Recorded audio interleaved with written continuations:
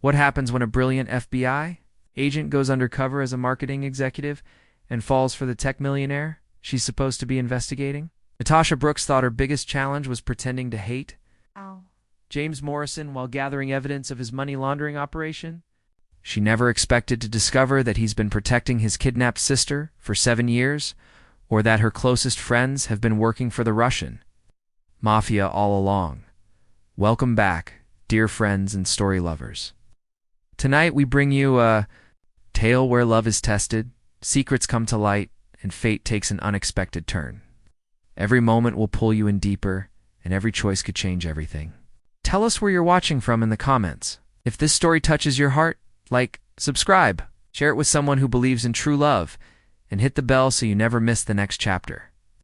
The gunshot echoed through the empty Morrison Tech building at 11:47 p.m., shattering the silence and sending security alarms screaming into the night. James Morrison pressed his back against the cold marble wall of the lobby, his expensive suit torn and bloodied, a smoking pistol trembling in his hand.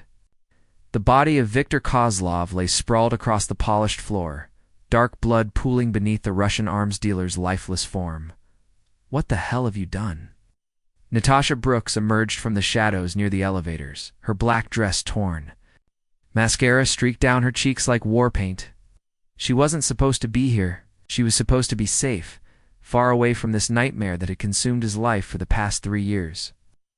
James's green eyes met her dark ones across the carnage. I saved your life. You destroyed everything. Her voice cracked with something between rage and despair. 3 years of undercover work.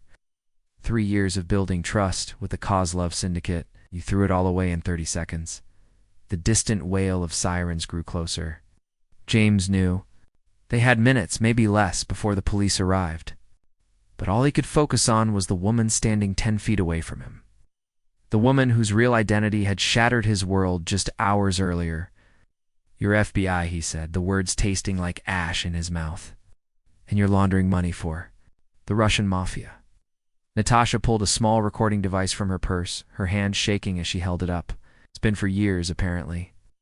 Long before I ever walked into your company pretending to be a marketing executive, the lies between them stretched like broken glass, each shard reflecting 2 years of stolen glances, heated arguments, and the electric tension that had made working together feel like walking through fire. Every meeting, every passionate debate about campaigns and strategies, every moment when he had caught her looking at him like she wanted to say something important but couldn't find the words, all of it built on deception. The Phoenix campaign, James said suddenly, understanding flooding through him. You weren't trying to market our services to legitimate clients. You were using it to track our money flows to Kozlov's network. Natasha's jaw tightened. Brilliant work, wasn't it? 3 months of the most sophisticated financial forensics disguised as a marketing strategy. And you rejected it because you knew exactly what I was really doing. The sirens were getting louder now. James could see red and blue lights beginning to flicker through the glass doors of the lobby. In minutes, this building would be swarming with police, FBI agents, and crime scene investigators. His life as he knew it was over. But there was something in Natasha's eyes that didn't match the cold professionalism in her voice. Something that looked almost like regret. The week we worked together on the stellar contract, he said quietly, in the war room, when you kissed me. Was that part of your investigation too? For a moment, Natasha's mask slipped completely. The pain in her expression was raw and real. No, she whispered. That was the first real thing I'd done in 3 years. The police were at the doors.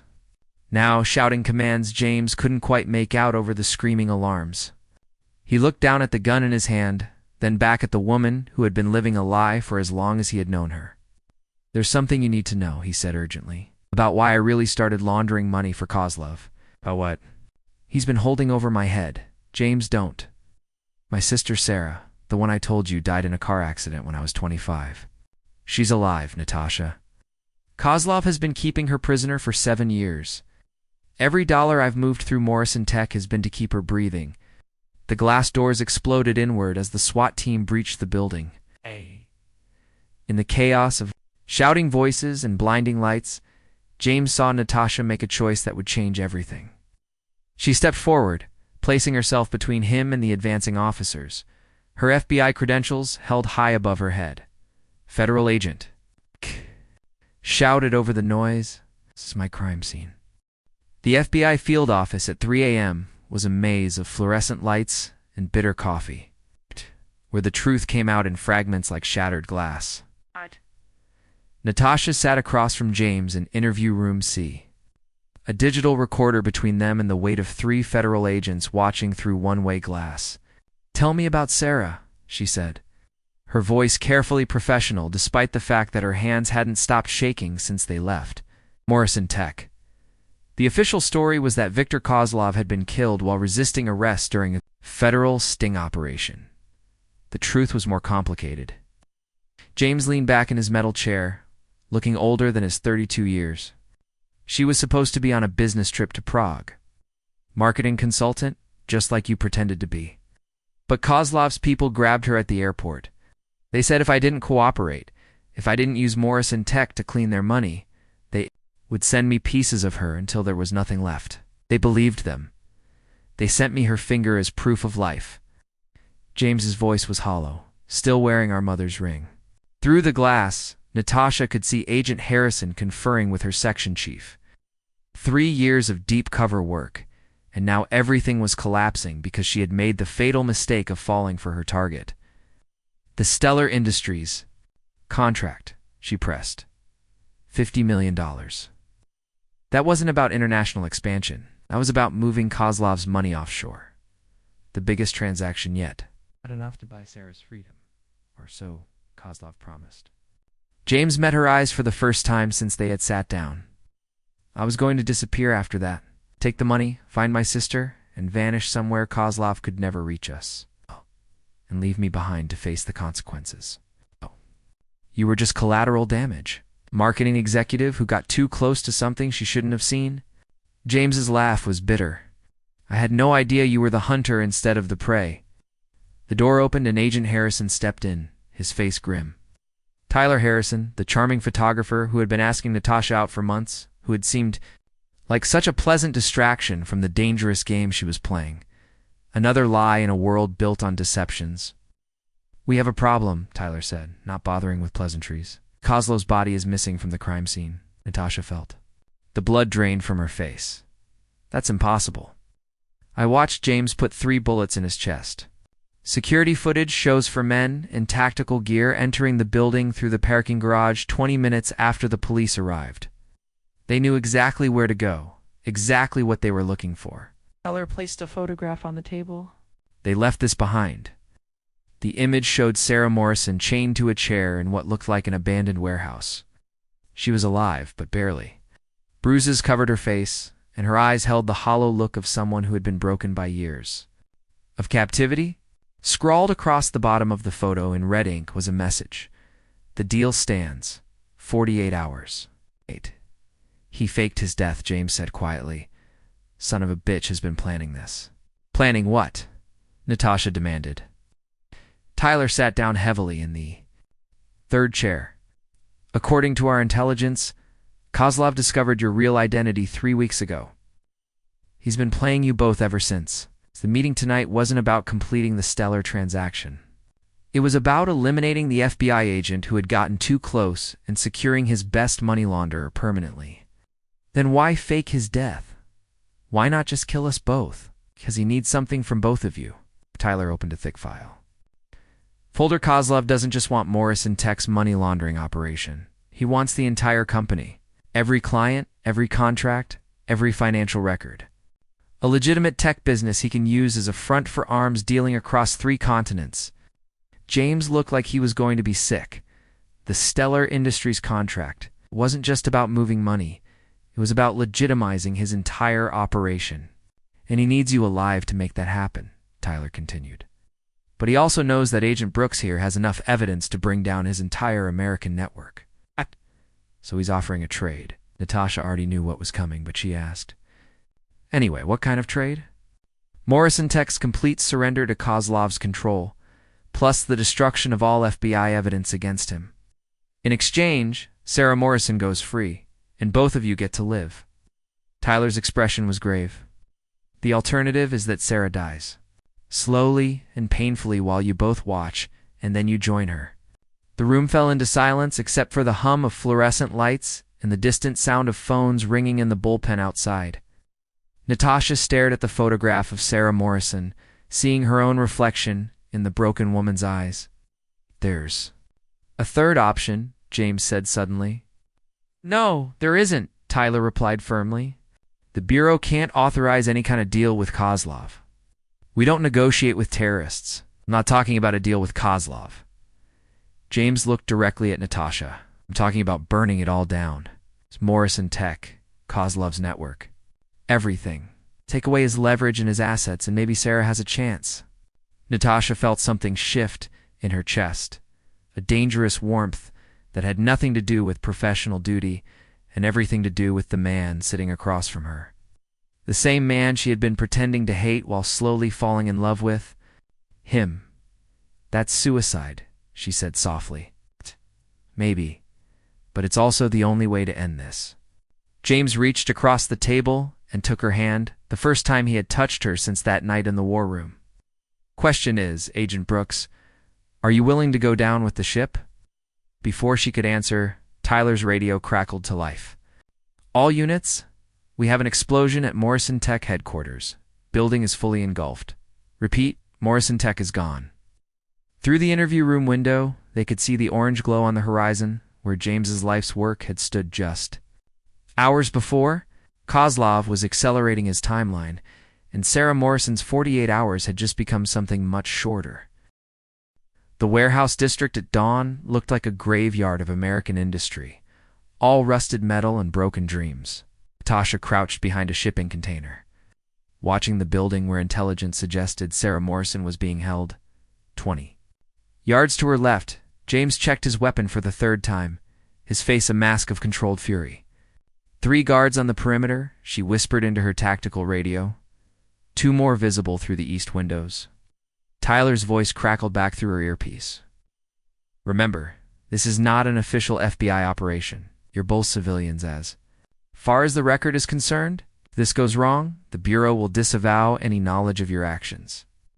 "Understood," Natasha replied, though she was no longer sure what side she was really on. The line between duty and personal loyalty had blurred beyond recognition. Sometime around 4 a.m., when she had made the decision to help James rescue his sister rather than wait for official authorization. 12 hours ago, Morrison Tech had been reduced to a smoking crater. The explosion had been surgical, designed to destroy servers and financial records while making it look like an electrical fire. But Kozlov's message had been clear. Cooperate or watch everything you care about burn. "Movement on the north side," James reported.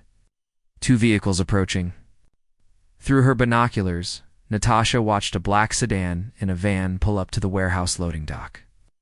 Viktor Kozlov stepped out of the sedan, very much alive despite the 3 bullets she had seen James put in his chest. Kevlar vest, she realized. The bastard had been wearing protection and playing dead. But it was the figure who emerged from the van that made her blood run cold. Rachel Kim, her best friend and fellow marketing executive at Morrison Tech, the woman who had been Natasha's confidant for 2 years, who knew about her growing feelings for James, who had encouraged her to give Tyler a chance. "For Kozlov, son of a bitch," James breathed, seeing the same thing through his scope. "Rachel's been feeding them information the whole time." Natasha felt sick. Every personal conversation, every detail about the FBI investigation, every moment.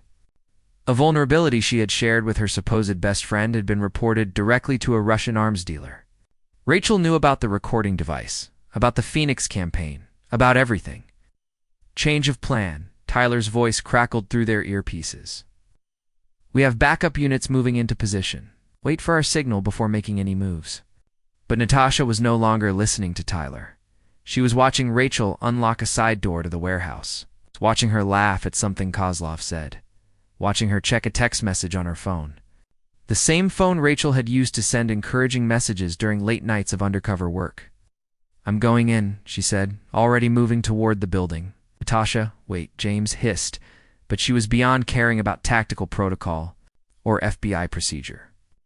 This had become personal the moment she realized that every intimate detail of her life had been sold to the enemy, The side entrance Rachel had used was still unlocked.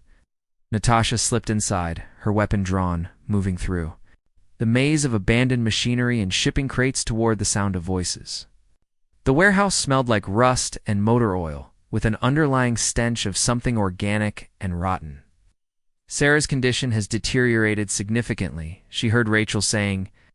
We may need to accelerate the timeline if we want her coherent, enough to convince her brother to cooperate. Patience, Kozlov's accented voice replied. Morrison will come to us. He has no choice. And when he does, we will have both him and his FBI lover exactly where we want them. Natasha crept closer, using the shadows between shipping containers to approach their position. Through a gap in the stacked crates, she could see Sarah Morrison chained to a support beam, unconscious and barely breathing. Rachel stood nearby. With a syringe in her hand, the drug will keep her manageable, Rachel was saying, but much more, and she won't survive. Then we finish this tonight, Kozlov decided. Send the message to Morrison. Tell him his sister dies at midnight unless he and Agent Brooks surrender themselves. Natasha raised her weapon, lining up a shot on Kozlov's center mass. This was it. Take out the head of the operation and maybe they could extract Sarah before reinforcements arrived. But as her finger tightened on the trigger, Rachel stepped directly into her line of fire. Victor, Rachel said, her voice suddenly different, harder, more professional. We have a problem. Harrison just reported that Morrison and Brooks have gone dark.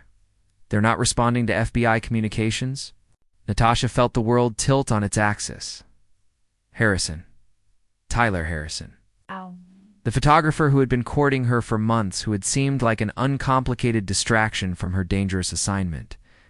Tyler Harrison, FBI agent who had been in interview room C when they received intelligence about Sarah's location. Then they're already here, Kozlov said calmly. Just as planned. Rachel smiled, and it was nothing like the warm expression Natasha remembered from 2 years of friendship. Tyler's positioning was perfect. They walked right into the trap. The pieces clicked together in Natasha's mind with horrifying clarity. Tyler wasn't her backup. He was Kozlov's inside man at the FBI. Rachel wasn't just feeding information to the Russians. She was coordinating a joint operation to eliminate the only 2 people who could expose the entire network. And she had led James straight into it. Agent Brooks, Kozlov called out cheerfully. I know you're here. Please join us. We have so much to discuss. Red laser dots appeared on the shipping containers around her, sniper sights. They had known exactly where she was the moment she entered the building. And bring your boyfriend. With you? Rachel added.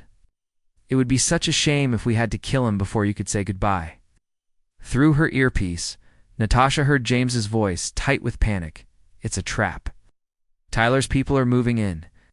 One count, at least 12 hostiles. Approaching from multiple directions. She had seconds to decide. Surrender and hope they could find a way to rescue Sarah. Or fight and watch everyone she cared about die in this rotting warehouse. I'm coming out, she called, lowering her weapon. Don't hurt him, oh my dear agent. Kozlov laughed as she stepped into the open area where they were holding Sarah. Hurt him? We're not going to hurt James Morrison. We're going to give him a choice.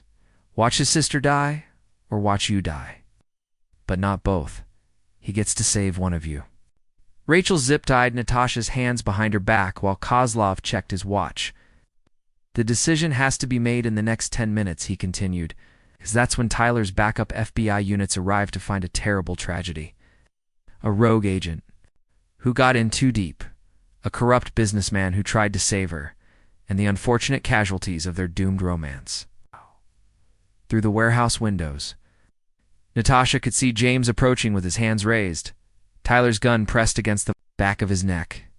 The man she loved was walking into his own execution, and she was the reason why. The warehouse floor was littered with 7 years of Sarah Morrison's captivity. Chains, makeshift medical equipment, and the detritus of a life lived in darkness. She hung unconscious against the support beam, her breathing shallow and labored. While James knelt 10 feet away with Tyler's gun pressed against his skull, the beautiful symmetry of it all, Love mused. walking slowly between his three prisoners like a professor giving a lecture. The devoted brother who sacrificed his integrity to save his sister. 8. The dedicated agent who sacrificed her mission to save the man she loves. And the sister whose suffering made it all possible. Natasha's zip ties cut into her wrists as she struggled against Rachel's grip. Her former friend held a knife to her throat, the blade cold against her skin. Every breath was a calculated risk. 7 years, James said quietly, staring at Sarah's broken form. 7 years of hell because I wasn't there to protect her. Oh, but you were protecting her, Kozlov corrected. Every dollar you laundered. Every client you brought into our network, every law you broke in her name. You've been the perfect brother, James. Devoted, obedient, profitable. Tyler pressed the gun barrel harder against James's skull. And now, you get to prove just how devoted you really are. The warehouse doors burst open, and a dozen tactical officers poured in, their weapons trained on everyone in the center of the room. But these weren't FBI rescue teams. Natasha could see Kozlov's satisfied smile as the men took positions around the perimeter. Right on schedule, Tyler said, checking his watch. Local police respond to reports of gunfire in exactly 3 minutes, which gives us just enough time for the tragic finale. Kozlov produced a pistol from his coat and placed it on the concrete floor, equidistant from where James knelt and where Rachel held Natasha. Here's how this ends, my friend. You get to choose which woman dies tonight. Your sister, who has suffered for 7 years because of your weakness, or your lover, who has been lying to you for 2 years because of her duty? That's not a choice, James said through gritted teeth. Of course it is. The most important choice of your life. Kozlov's voice was almost gentle. Pick up the gun. Kill one of them. The survivor gets to walk away with you. A new life, a new identity, and enough money to disappear forever. Natasha felt Rachel's blade press deeper into her throat, drawing a thin line of blood. Choose quickly, James. Tyler's people are very good at making crime scenes look authentic. The tactical officers around the perimeter shifted their positions. Natasha realized with growing horror that this wasn't just about forcing James to make an impossible choice.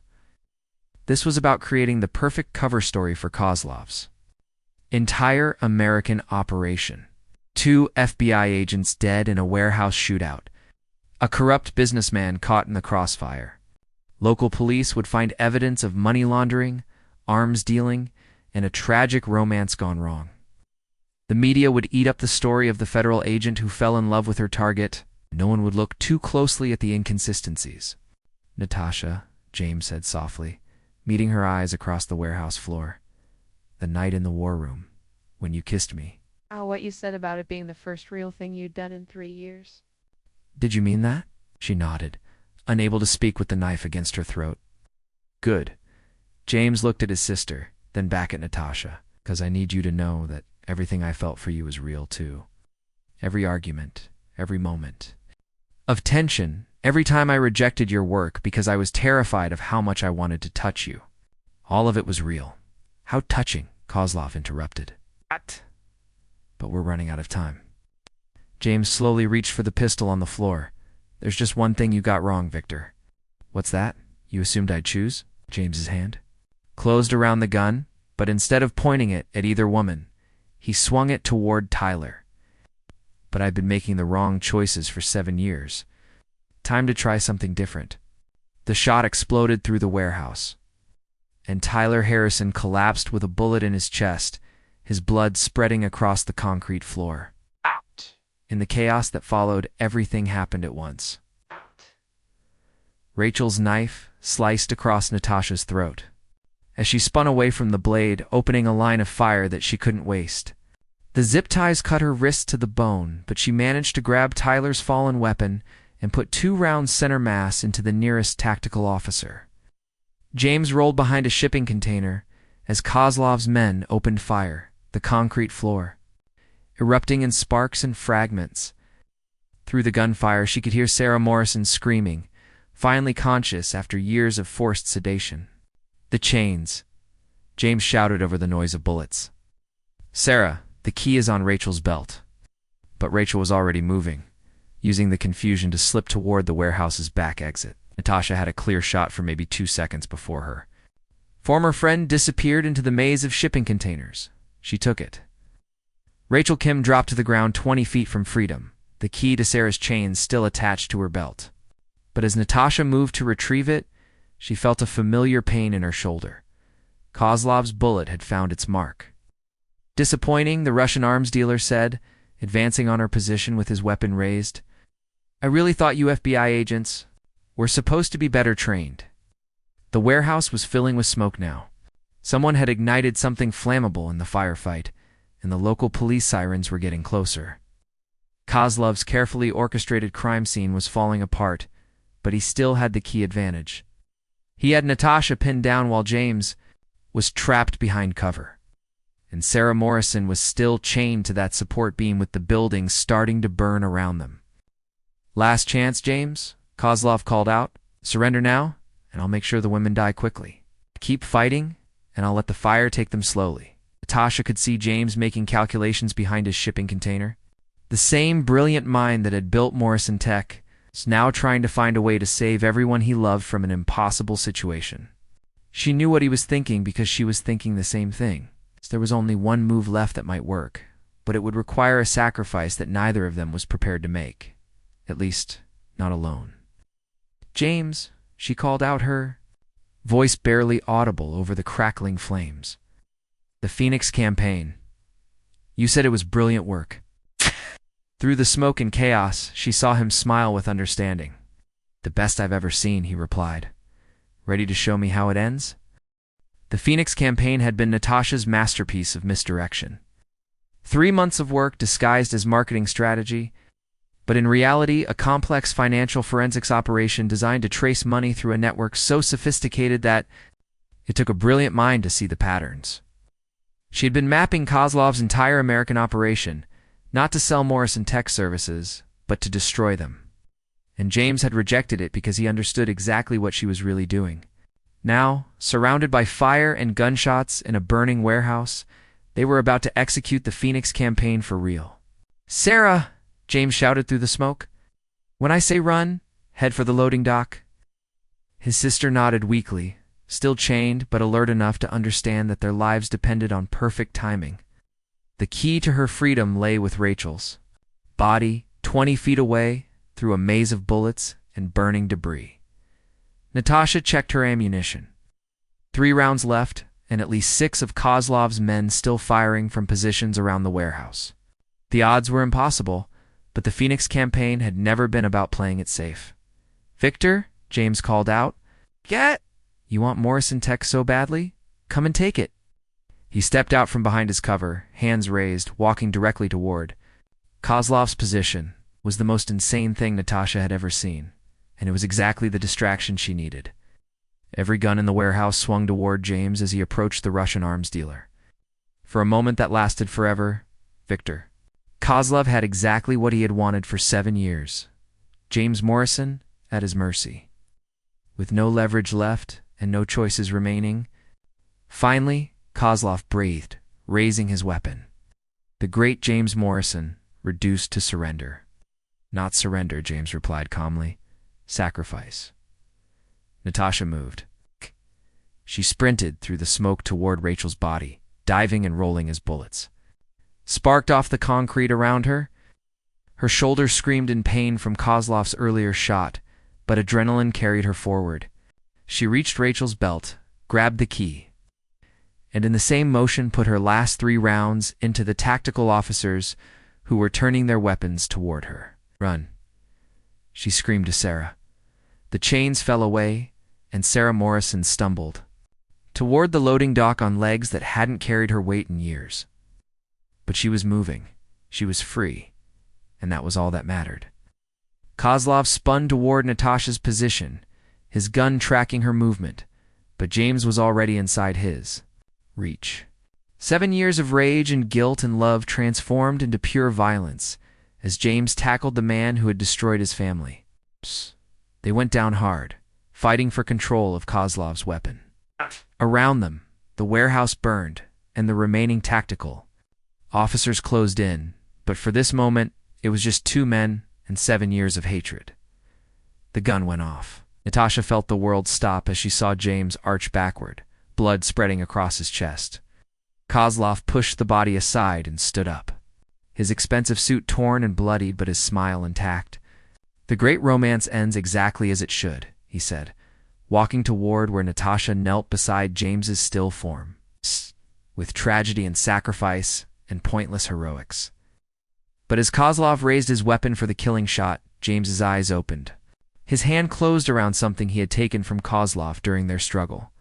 Not the gun, which lay uselessly beside them. The detonator. "The Phoenix campaign," James whispered, his voice barely audible. "Sometimes you have to burn everything down to build something better." Morrison Tech hadn't been destroyed by accident or retaliation. James had wired his own building to blow, along with every server, every financial record, and every piece of evidence that could connect his legitimate business to Kozlov's money laundering operation. But he had also wired the warehouse district, every building where Kozlov conducted business, every safe house, every arms depot, all of it connected to a single detonator that he had been carrying since the moment he walked into this trap. "You're bluffing," Kozlov said, but there was uncertainty in his voice now. 3 years of planning," James replied. "Every dollar. I moved through Morrison Tech. I tracked every location you used. I mapped every asset you valued. I targeted." He looked at Natasha with eyes that held no regret. "The phoenix rises from ashes, Victor, but first, everything has to burn." Through the warehouse windows, Natasha could see Sarah reaching the parking lot where real FBI backup units were finally arriving. Her 7-year ordeal was over. She was going to live. "James, don't," Natasha whispered, but she already knew. His decision. "I love you," he said simply. "Both of you. That's why I have to do this." Victor Kozlov raised his gun, but James Morrison pressed the detonator first. The explosion vaporized the warehouse and everything in a 3-block radius. Later, investigators would call it the largest coordinated demolition in criminal history. Kozlov's American network simply ceased to exist in the span of 30 seconds, along with enough evidence to bring down his European and Asian operations as well. Natasha Brooks was found unconscious, but alive in what had been the loading dock area, protected by the concrete structure and the body of the man who had thrown himself on top of her in the final seconds. She spent 3 weeks in the hospital, recovering from her injuries, and 3 months in debriefing sessions explaining how an undercover FBI operation had resulted in the complete destruction of an international arms dealing network.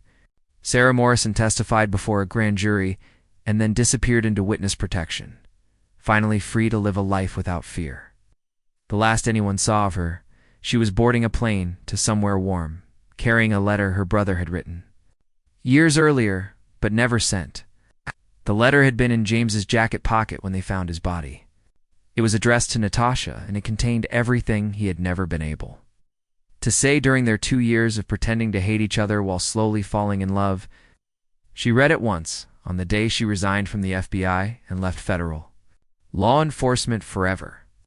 She never read it again, but she kept it with her always. Reminder that sometimes the most dangerous missions are the ones where you have to choose between duty and love, between justice and mercy, between the life you planned and the one you're actually living. 10 years later, Natasha Brooks runs a private security consulting firm that specializes in corporate investigations. She never married Tyler Harrison or anyone else. She lives alone in a house overlooking the Pacific Ocean, and every morning, she watches the sunrise and thinks about green eyes and dangerous smiles, and the night when love proved stronger than fear.